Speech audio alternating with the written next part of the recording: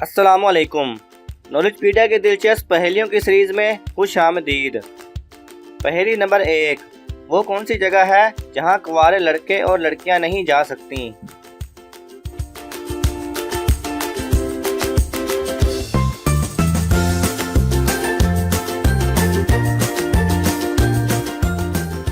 सही जवाब है ससुराल। पहेली नंबर 2, वो कौन सी चीज़ है जो दिन में एक और रात में दो होते हैं?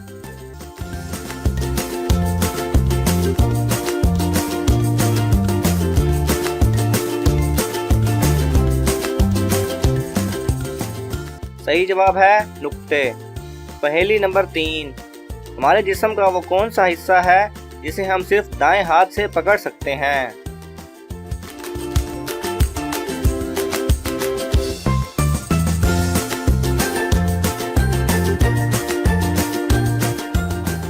सही जवाब है बायां हाथ।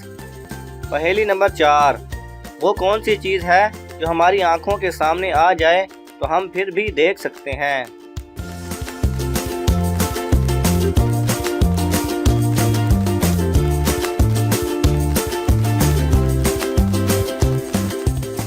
सही जवाब है चश्मा।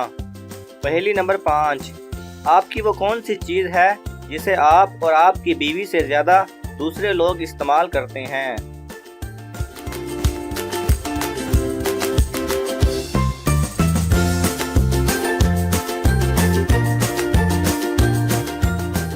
सही जवाब है आपका नाम। अगर आपको ये वीडियो पसंद आए तो इसे लाइक और शेयर कीजिए।